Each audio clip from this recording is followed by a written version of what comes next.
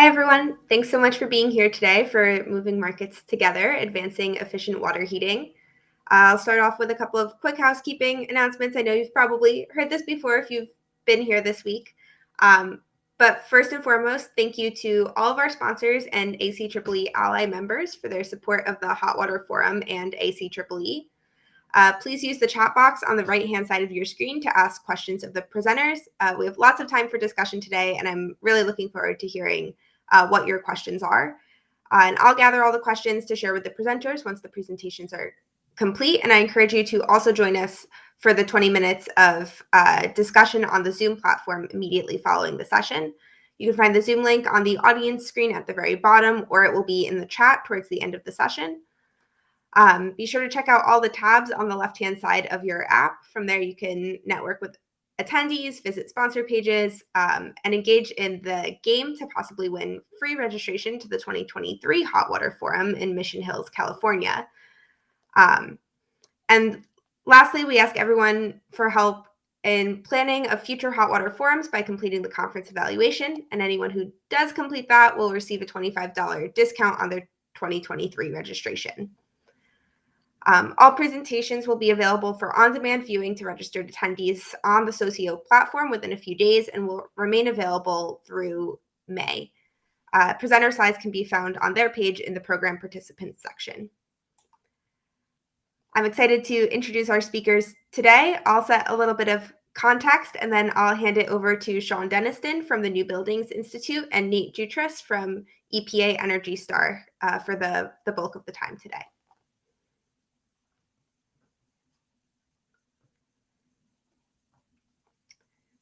So I'll start by talking a little bit about the CEE Residential Water Heating Initiative.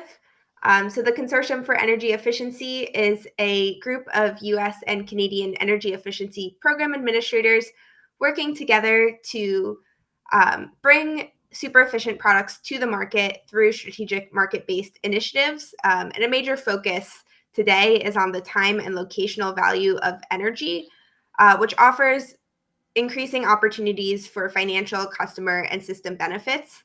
CEE has over 100 members binationally who collectively manage over $9 billion in energy efficiency dollars. So a really great group of people working together here. Of course, many of you are partners of the Consortium for Energy Efficiency. You work with us to help promote efficient resource use, improve system reliability, reduce environmental impact, to bring consumer savings through your creative market solutions. So in 2018, nearly 100 CEE members were promoting efficient water heating equipment, and this ranges from electric and gas products. And you can see here that this is one of the most popular measures that efficiency programs offer. It's really important to help us achieve our efficiency, decarbonization, and load management goals.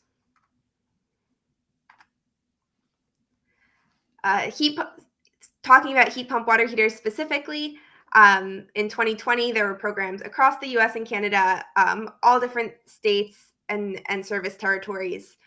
And we recognize that these different programs have different climates, different regional considerations, state and local conditions, regulatory climates. And so while our members band together to create these efficiency specifications, there are sometimes pretty different needs across the country as we consider, what type of equipment might be best to implement.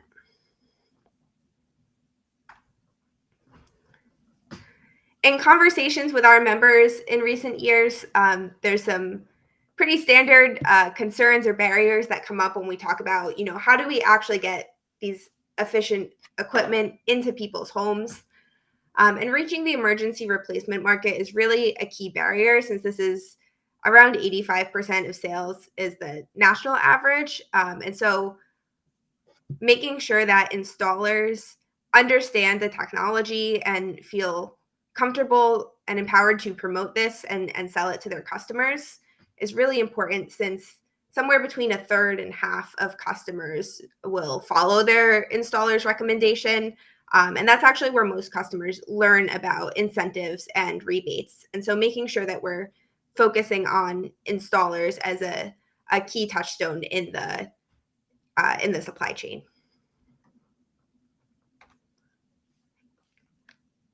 Incentive types are another consideration. In 2018, most incentives were still mail-in rebates rather than instant rebates, but the majority of rebates issued were actually through the midstream channels rather than through mail-in rebates, which really just proves that those point-of-sale options are a key consideration. They really do help drive the market in this area.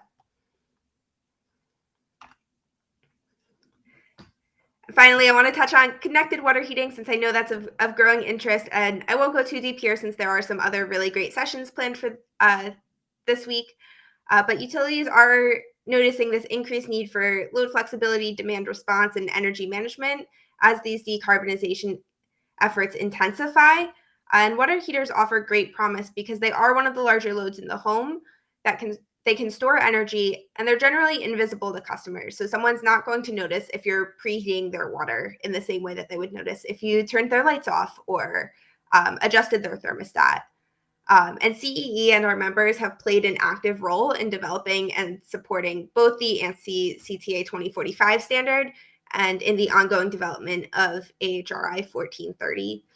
And I do want to mention the CEE Integrated Home Competition. If you're a manufacturer of connected products, please do plan to enter the 2022 competition. We had 2 water heating winners last year, and we'd love to see some more this year. So with that little bit of background, thanks for letting me kick this off, and I'm excited to welcome Sean Denniston from NBI to the stage.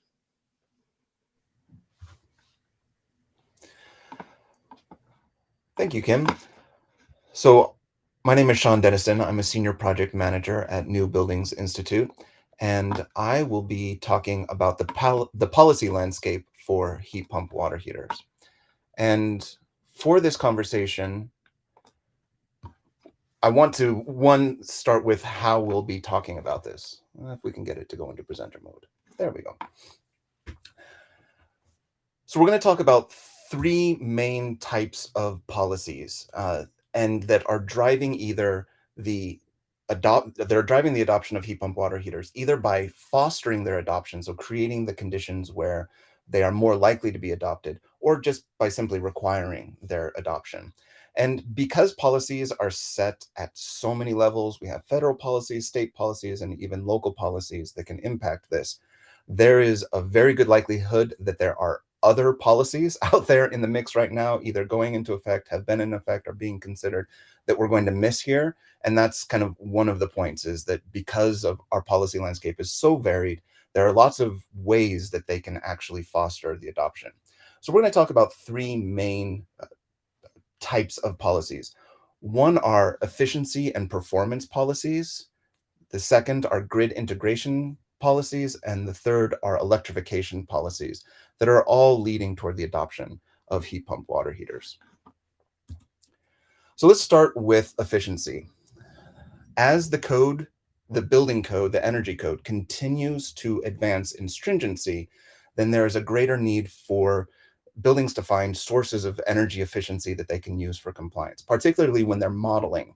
And so if we look at the federal requirements for water heaters, we can see that the energy factor, this is from the IECC, the International Energy Conservation Code, the energy factor for heat pump water heaters is substantially below what most of the models out on the market are able to deliver, which means that just by buying what you get on the market, there's an efficiency premium that can be used to help meet code, whether that means you're modeling and you can trade off that efficiency elsewhere, or you're doing one of the additional efficiency credits that's required in the IECC for the commercial side, or one of the packages that's required on the residential side in the most recent versions of these codes. And so this means that anytime you have that water heating load that additional efficiency can help you meet code, that's going to foster the adoption of heat pump water heaters. Another type of efficiency performance policy that's out there is the emergence of building performance standards. And for those who don't know, a building performance standard sets a minimum level of performance for buildings in the market. And so this could be set based on energy, which is the most common one, or it could be set based on carbon, any sort of metric. But what they're all doing, and this is the one from Boston, which is based on CO2, is they're setting this minimum performance level for all buildings. Now, anytime we see a situation like that, the buildings are going to have to go through modifications to be able to keep up with these advancing standards if they have a lower energy performance. And so when you have a piece of equipment that's discrete, like a water heater, that becomes a really viable option for improving your building's performance. That you can go from, say, a gas water heater or an electric resistance water heater and get this big jump in performance that can really help you meet these building performance standards. So, like with the energy code, they're not specifically requiring a heat pump water heater, but they are creating the conditions where the adoption of a heat pump water heater, in this case a replacement, is more likely. I want to talk about some developments in California. California is kind of its own realm when it comes to codes and policy in the national landscape, but there are several things going on in California, and I think this illuminates what might happen in the rest of the country that are making it more likely that heat pump water heaters are going to be adopted. One, we're seeing modifications to the time-dependent valuation. That's the energy metric that California uses that makes gas less favorable than it was before. I'm not a big TDV geek, so I can't explain to you exactly how that's working, but this is a development that we're seeing. We're seeing the addition of heat pump water heaters to the baseline for modeling, which makes it easier to use heat pump water heaters in designs. We're seeing central heat pump water heaters added to the prescriptive path. Formerly in California, this was a huge barrier to the adoption of central heat pump water heater systems, is that there just wasn't a way to make it work because of what the baseline system looks like. And so this gives a prescriptive path through for central heat pump water heaters. And then finally, this one's a little bit more indirect, but it's also having an impact, is that solar thermal is being required for gas systems in 2022. So this basically adds an additional cost to using gas equipment to meet the code. And so if you do a heat pump water heater system instead, you don't have to do the solar thermal. And so that narrows any kind of incremental cost between those two kinds of systems. The other type of policy that we would like to talk about is grid integration. And Kim brought this up earlier. You know, we have uh, a few different ways that water heaters are being integrated into the grid.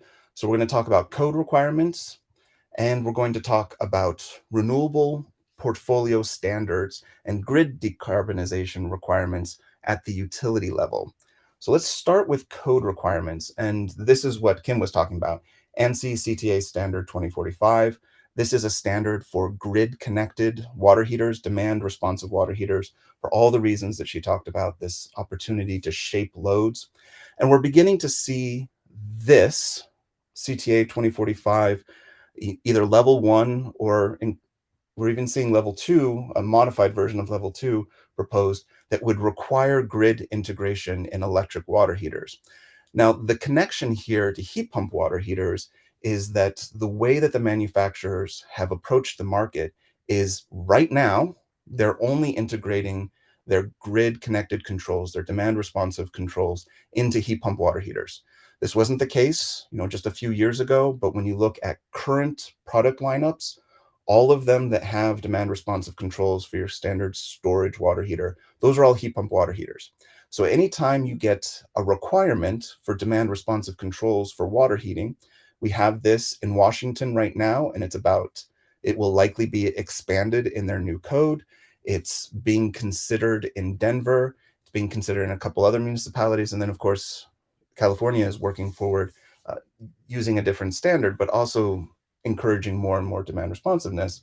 And anytime that demand responsiveness is required, it's going to effectively require heat pump water heaters.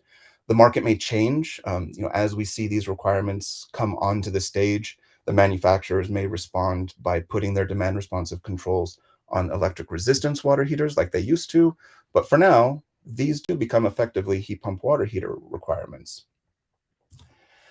The other part of grid integration is this renewable portfolio standard. And this is, the duck curve. I'm sure a lot of people have seen this. It was very popular a couple of years ago. And really what this comes down to is that many utilities, because of state and federal requirements, have to bring a certain amount of renewable energy onto their grid mix and to their generation mix.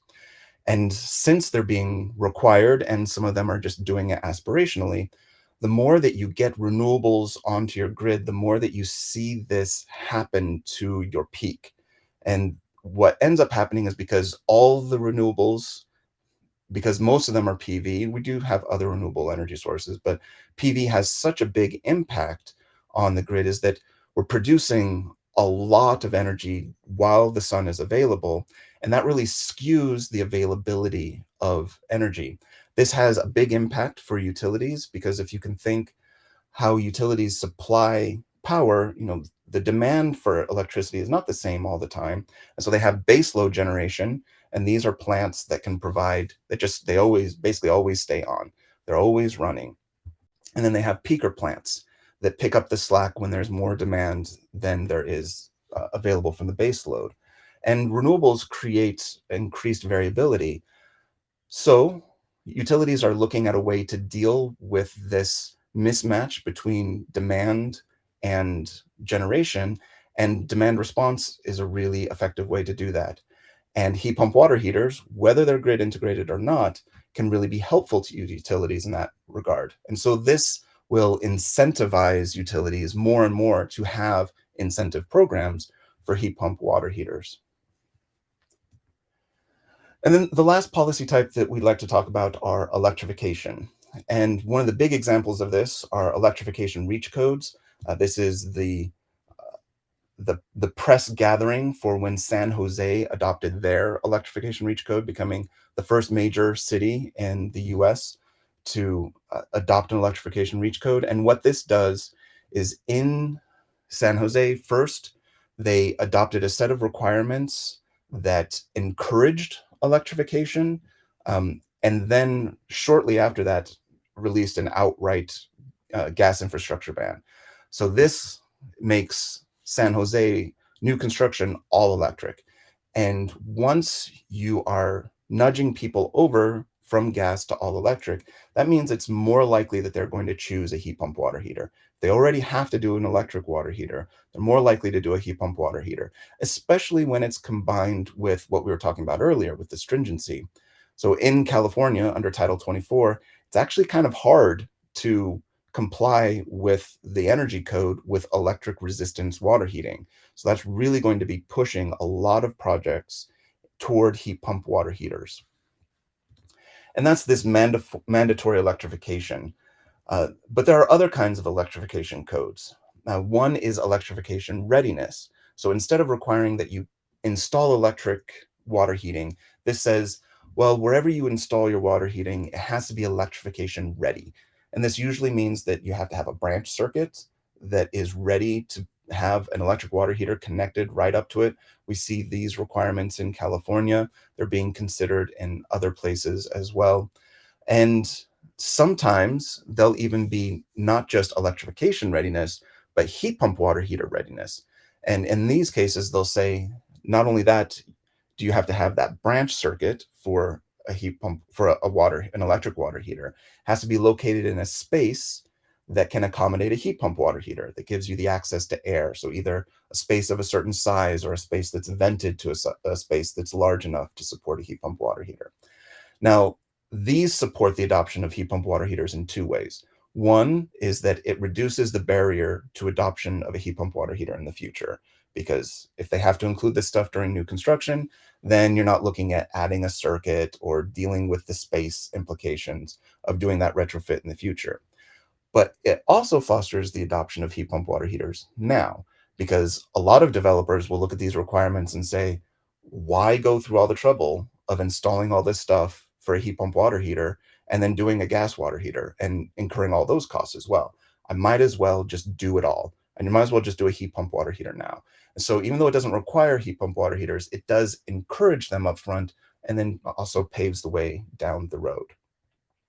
And then the last type of electrification requirement that we want to talk about is actual requirements for heat pumps. So right now, the Washington State Building Code Council is considering it's going through the process for adopting its 2021 Washington State Energy Code. And there are proposals within that package that have been recommended by the technical advisory group that would require heat pumps for water heating in buildings um, in Washington. So this goes beyond just saying it has to be electric water heating, and that makes it more likely it's going to be a heat pump. In this case, it's required to be heat pump. You can use electric resistance for supplementary heat, but that primary water heating has to be provided by heat pumps. So if this goes through public comment and adoption, that means that in Washington they'll just flat out be requiring heat pump water heaters. And the reason that we're beginning to see this has less to do with heat pump water heaters themselves. The federal efficiency requirements for equipment, for heat pumps, space heating equipment, all of it, it's all set at the federal level, and states and cities are not allowed to require higher levels of efficiency from the equipment than is set at the federal level. But they can require certain technologies. So even though they're prohibited from requiring higher efficiency just by setting a new efficiency standard, they can do this. They can just require heat pumps. And in that way, they get the additional efficiency without running afoul of the federal mandatory requirements. And it's called preemption. And then the last thing I'd like to talk about is that we do have some policy barriers for heat pump water heaters. That all these things that are fostering or requiring heat pump water heaters, we do still have some barriers that need to be overcome. And even though some places might have been beginning to address them, they're still pretty significant on a national level. One of the big things is that in most modeling approaches in energy codes around the country, energy cost is the metric. And energy cost really disadvantages electricity. And so that's still going to disadvantage heat pump water heaters. Heat pump water heaters do a little bit better than electric resistance just because that efficiency helps, but it is still a disadvantage. Also, we have that is compounded and made worse by the fact that oftentimes the system that you have to compare yourself against in modeling is a gas baseline, and that just exacerbates that energy cost issue.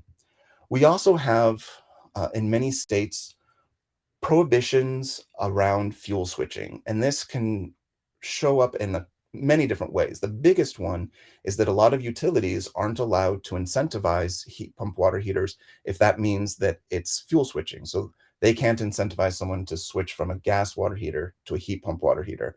These are just built into public utility commission rules about how the incentive programs can work.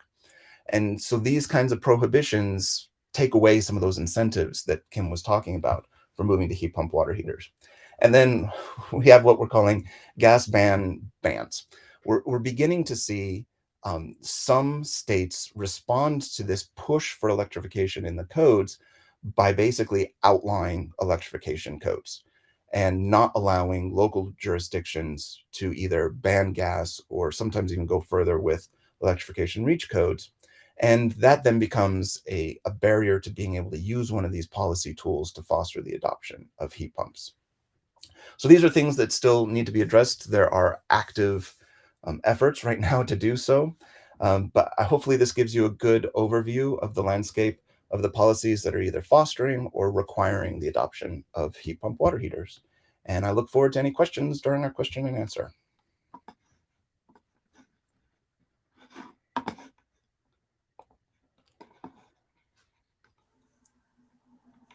Thanks so much, Sean. It was really great to hear more about the policy context that these programs are operating in.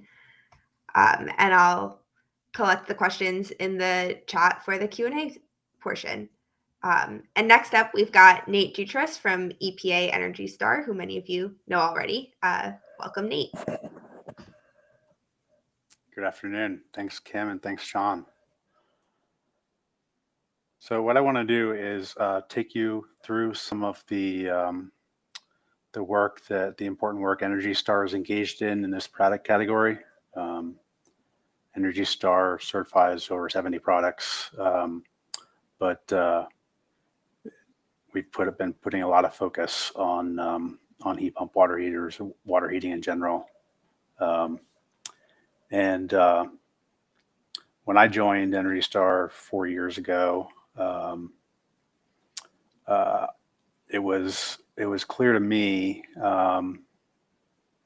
that there was not that there was a lot of work being done from a number of different organizations, but I think there was a realization among those same organizations that more collaboration needed to be done, and was very much needed in this space.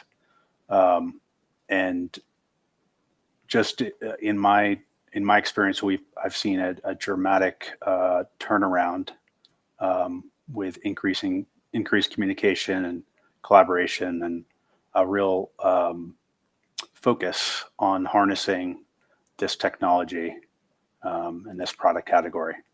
So Energy Star is in very regular contact with the organizations listed here, and we see them all as very valuable to making this transition happen sooner rather than later. In particular, the areas that I think that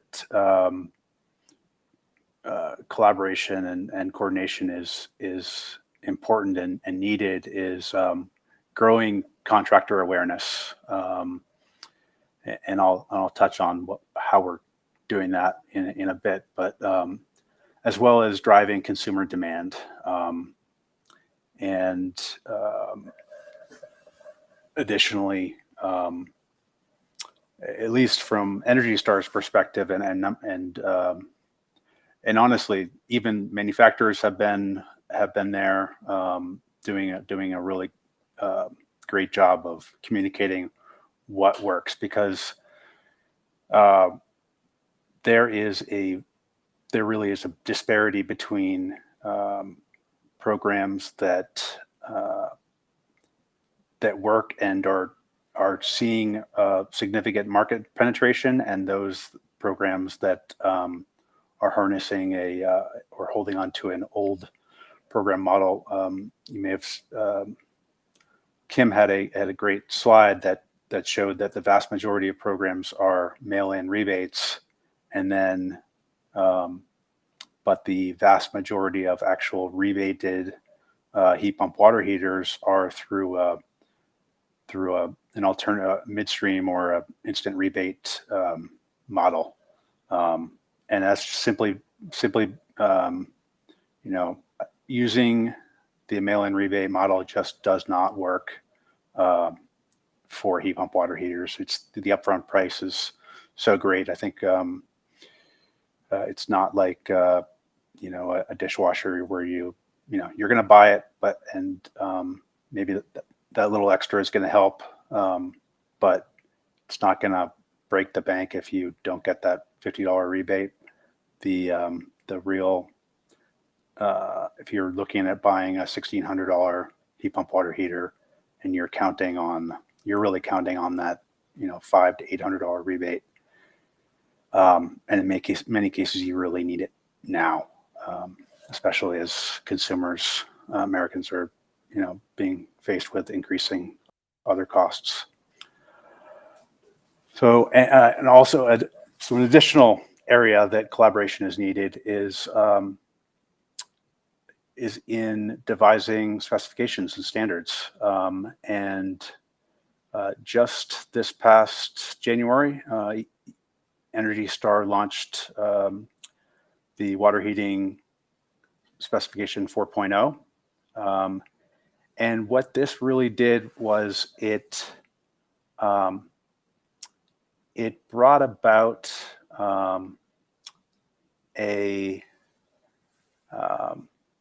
well, first of all, let me just say that the Energy Star is a very widely recognized certification, and we saw our role here as as leading in developing a specification that recognized how far the technology has come. So there is a dramatic leap in efficiency from 3.3 was the previous specification, or sorry, was the previous Energy Star spec was 3.3, not to be confused with the current UEF of 3.3. So what we saw was advances in heat pump heat pump technology had really altered the landscape. And what this specification does is it really demonstrates or provides value for efficiency programs and recognizes just essentially provides a value proposition. And what we are going to do is continue to keep our eye on changes in the technology and revisit it frequently as necessary. Also, what 4.0 does is it creates a specification for split systems. And I think that's been an overlooked area of heat pump water heaters. And it is increasingly, as builders, new construction takes into consideration a heat pump water heater, the split system is increasingly a viable and an attractive alternative. Additionally, the advent of the 120 volt, which we expect to be on the market in 2022, and some manufacturers will be bringing on market in 2023, creates a specification for that, and we will see that more so in markets with fuel switching opportunities such as California. And lastly, an additional element of the new spec is an optional connected criteria. And Sean mentioned the benefits of connected and why it's becoming an increasingly attractive feature of a heat pump water heater. I'll get into a little bit. I'm not going to go in too much into the weeds of the connected, but I think it's an example of the work that Energy Star has done and the engagement that we've had with many stakeholders.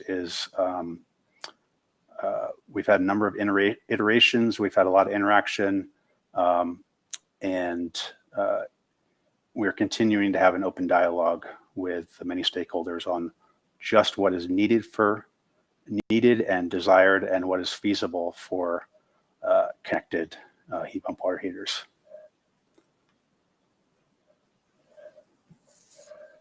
As I mentioned, it is an optional criteria, but in a number of areas, we expect it to become a requirement for potentially increased incentives. So you might get an incentive, a homeowner might get an incentive just for a heat pump water heater, and then an additional add-on for one that is connected. And once those units have been certified, they'll be searchable on the Energy Star website through a filter, so a consumer can figure out exactly which models they need to meet their requirements or to get their additional rebate or instant discount. I mentioned the value proposition of heat pump water heater.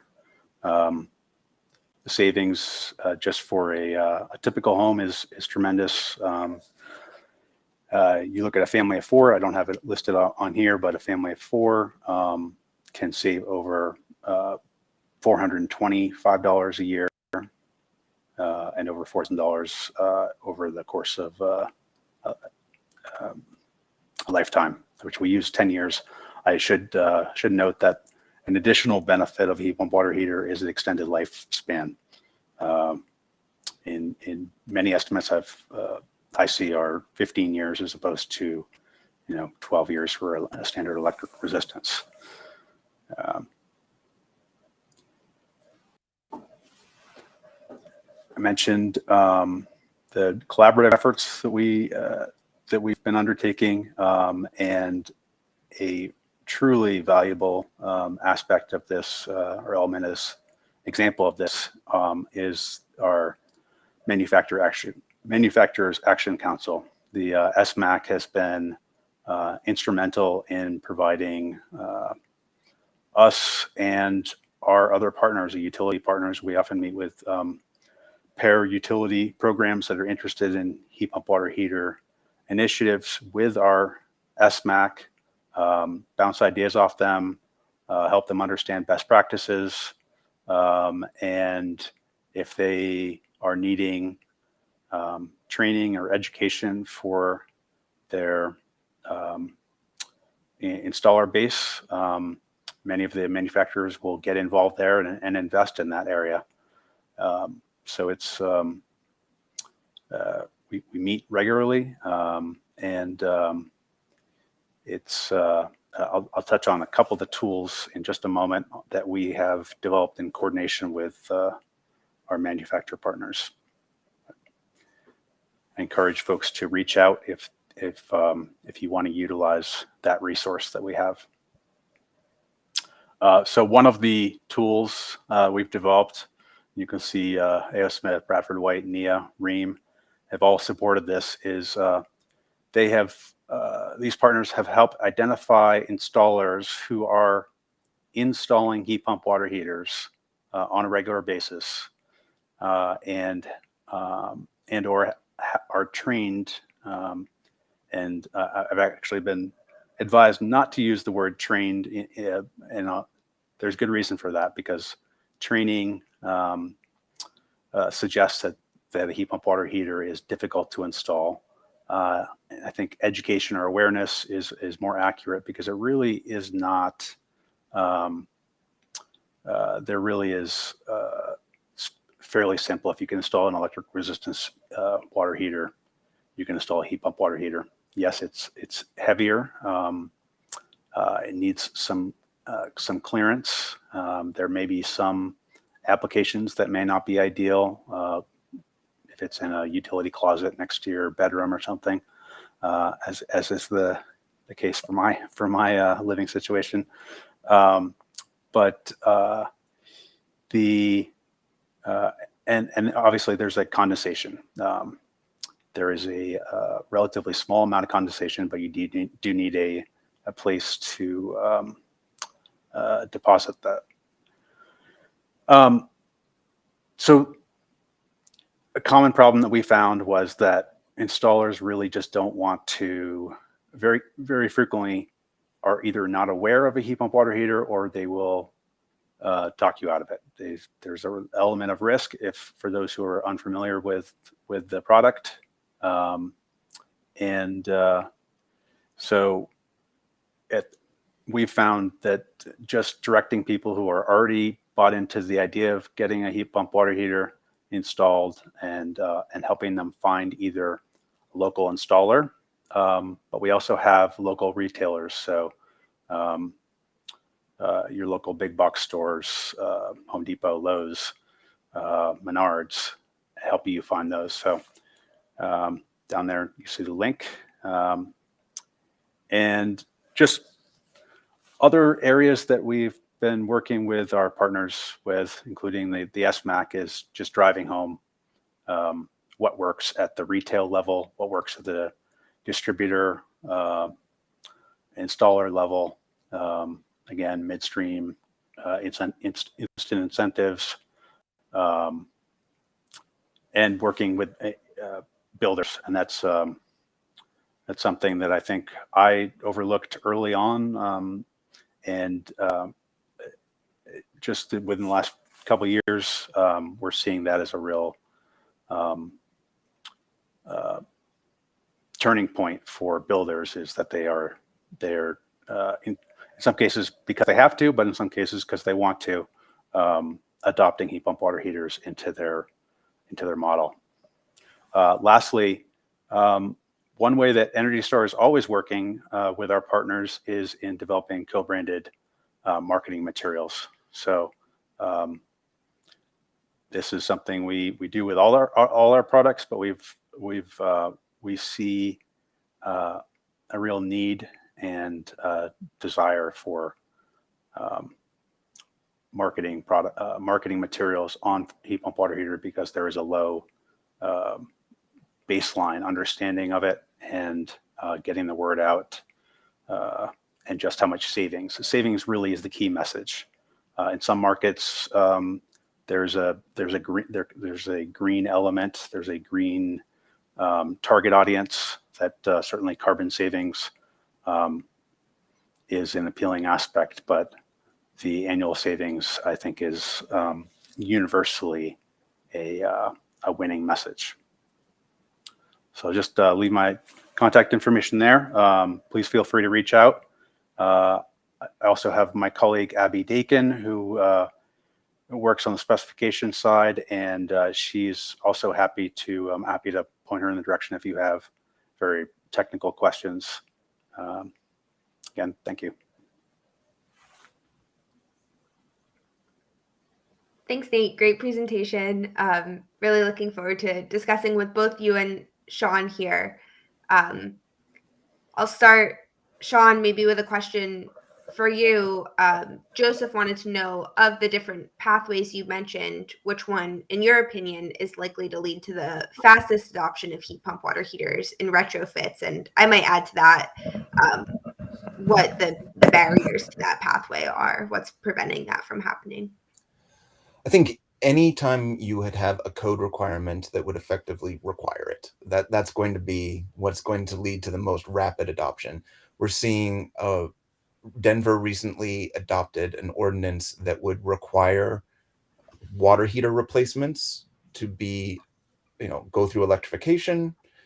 And, I think the biggest barrier to that is recognizing that retrofit is not always a really straightforward path. Sometimes it's really simple, sometimes it's complex. And so you have to configure your, the requirement to just be cognizant of reality. And are we supposed to be switching over to Zoom?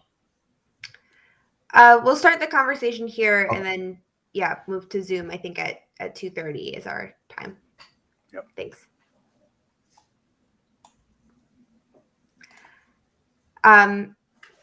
Nate, we've got a question about the Energy Star heat pump water heater installer finder.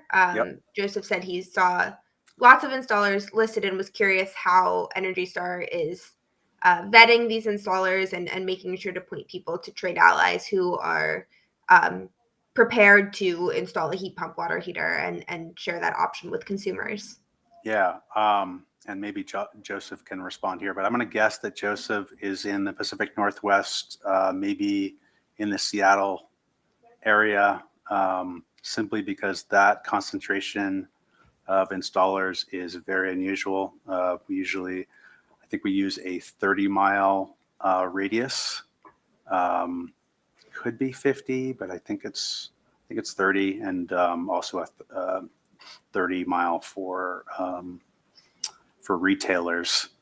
So we would get those installers from NEIA, and they do their own vetting process. In fact, actually, they did a refresh of their installers just within the last 6 months, and they went back to their list and identified those that still wanted to be on there and still are supporting heat pump water heaters, and added a bunch, but removed those that didn't fit that criteria. So it's they do a good job in my experience of vetting theirs, as well as the rest of our supporting partners, A.O. Smith and Rheem and Bradford White. Great, thanks. I'm curious. Yes, he said he's in Portland, so that makes a lot of sense. Great. I know you both talked a lot about the current context we're in, but I'm curious what you see as next on the horizon. What's coming either soon or in the next maybe a little bit later, 5 to 10 years from now. What do you see coming in the future? Well, I'll talk from a policy standpoint. I think in the near term, what we'll be seeing is a few leading jurisdictions continue to just take a hard line and begin to require heat pump technology, require electrification. And we'll see that in a few select places. I think more broadly, though, we'll increasingly see policies that are maybe a little bit more flexible but nudge people in the direction of heat pump water heaters more. So some of these things that I was talking about earlier, as stringency increases, that naturally takes you toward heat pump water heaters. I think we will begin to see the policy barriers be broken down and maybe even reversed. It doesn't take much to change your modeling protocol to favor electrification and to favor heat pump technology instead of having it kind of be a barrier. So I think that that's what we're going to see is this kind of two-pronged, the strong and the stronger approach of, the strong being, let's break down all the barriers that are there, and then let's do lots of things that encourage people, but don't outright require them. And then the stronger approach, we'll just outright require them to go that direction. And if you look at the climate goals that a lot of jurisdictions have set for themselves, there's no path to those goals without doing that. Yeah. I'll say that I expect a number of the state and large utility program initiatives to have an impact and start driving volume so that it's no longer a niche product that's 2% of electric water heating. There are I often like to point to Maine that's been able to make that transition without necessarily a code change, but they've invested so heavily and they have so many other unique aspects. They have best practices, but they also have some advantages that other markets don't have. But I think as those New York State, California, much of the Northeast drives demand through their incentives, their code changes. We'll see increased volume. Increased volume is always a good thing for a product, impacting price, and I expect it'll be. There's cascading effect of installers learning about it, consumers becoming more aware of it, word of mouth. But we need to do everything in our ability to make that transition happen quickly and really start getting those deploy. I think is one of what my colleagues says is her mantra. So yes. Great answers. Thanks. I see we've got a couple of questions about electrification and gas bans. And so I know Sabarish asked about cost parity between electric and gas, especially for low-income residential customers. And are there concerns about moving to electric equipment exacerbating equity issues? And if there's an approach that either of you could recommend to this issue? I think we should always be concerned about the equity issues. So I think even if our initial response is, no, I think it'll be okay, I think we should still be concerned. And so with heat pump water heaters, I think what you see is if you look at code minimums, you get so much efficiency from heat pump water heaters that in most utility markets, you shouldn't have a utility impact that is negative to the occupants. It's not an absolute. You really need to look at each jurisdiction, make sure in your jurisdiction that that's the case. But if you look at a code minimum natural gas water heater, that's what, 0.67 on average for a tanked water heater versus what you're generally going to see on the market for a heat pump water heater, 3.4 and up. That efficiency premium makes up for a lot of the energy cost difference. So I think we need to be very careful and check. But I think one of the other things is we can solve that equity problem if we solve another equity problem. And in this case, it's electricity rates. Um, Heat pump water heaters, especially when they have demand responsive controls, do much better if you have time of use rates, where you can move your load away from high peak prices and onto low peak prices. And so in some of the analysis that we've done for electrification in general, what we have found is that time of use rates make electrification work better for your utility rates.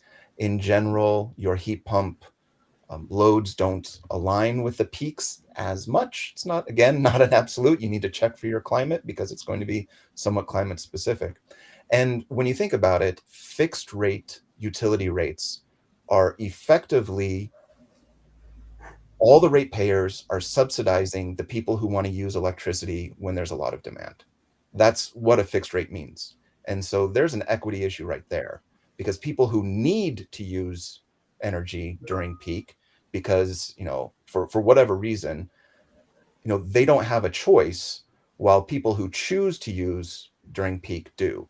And so I think if we can move more towards time of use charges, then that actually, that helps alleviate that cost concern even more. And there's an equity reason to do that as well. So I think part of it is kind of having this holistic view of the equity impact of our energy decisions.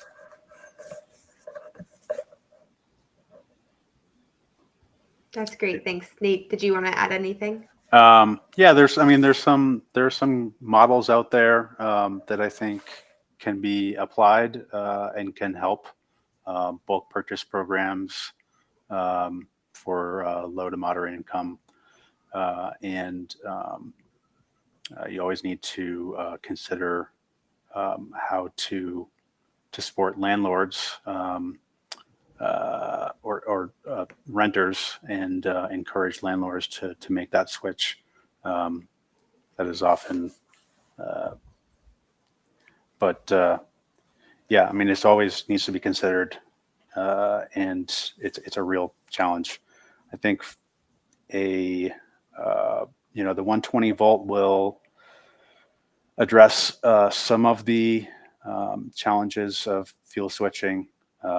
But I think we really have to kind of see how that progresses. And it is a new product and is being piloted. So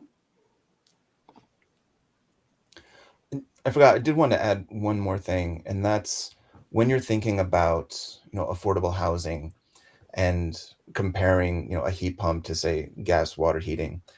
Most people, they're not moving from a brand new home with gas water heating to a brand new home with electric water heating. If they're making that transition, they're moving from an older home with gas water heating to a new home with electric water heating. And so the efficiency gains that you get just from going from old to new are also going to be, advantageous. Mhm. So, this idea of comparing, we're thinking about the equity impact of comparing a new mixed fuel home to a new all electric home. That's not the utility experience that people are actually having. They're comparing a new, electric home versus an old mixed fuel home. And so when we think about the utility impacts, I think we need to think about it that way. We shouldn't be dismissive of, maybe there was an opportunity that they could have gotten even more utility savings, from the new gas. We shouldn't be too dismissive of that, but we should also keep that context in mind. Very few people Yeah. are going to be experiencing, a utility increase from going from gas to a heat pump water heater. That's a good point. Yeah, thank you. I know we're just about at time to switch over to the Zoom, but maybe we've got time for one more question here. And so I'll just ask where you see the greatest opportunity for installers, and what kind of role you think they can play here. Yeah, I can take that. I think installers, you know, there has to be a market, and right now there really is only a market where there's the proper incentives. But in those markets where there are, particularly, you look at a particular jurisdiction with a relatively new midstream program, an installer that gets in early and establishes a heat pump water heater as part of their business model can really clean up and grow. The consumer satisfaction rates with heat pump water heaters are great. We know that people love sharing their experiences word of mouth, especially when you're talking about saving. If you go onto any product review, you go into your home Lowe's or Home Depot, and you look at what people are saying about their heat pump water heater, you'll see screenshots of their electric rates or their electric bills, and talking about how much they're saving, and helping other people address their questions. So is it going to cool? Is it going to make my basement cool? Oh no, it didn't really. A little bit, but generally it's a very well supported product. And for a installer, contractor, plumber that gets in on the ground level and harnesses that, it can be a really a winning solution. We've seen a lot of we've even seen insulation experts get in, and their business model is helping consumers save. Well, you're enhancing the building envelope, pumping in insulation, and you're in there and you see an old electric water heater. They figured out that it's the same target audience, and so we've seen that rolled into a number of small outfits business models. Yeah, I love that idea of cross promotion between different focus areas. I also think installers are key to the success of heat pump water heaters. Because when you look at those reviews, if you look at the smaller number of like 1-star reviews, they seem to fall along a set of common issues. And if your installers are prepared to prevent those issues, then you can prevent any kind of negative things. We chose one that was too small. I think that's kind of the biggest one, is we didn't choose the right size heat pump water heater because the Home Depot sizing guide is wrong, by the way. And that model won't do a family of 4 like it says it will. And so, the installers, instead of using these issues that can come up as, I'm going to try to push you away from a heat pump water heater, instead is, no, I'm going to install it the right way. I'm going to help you pick the right one. I'm going to configure it the right way with the right temperature so that it works for you. I think that that's key to the success going into the market.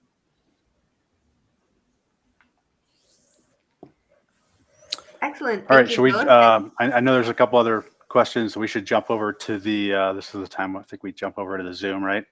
And should we? Yeah.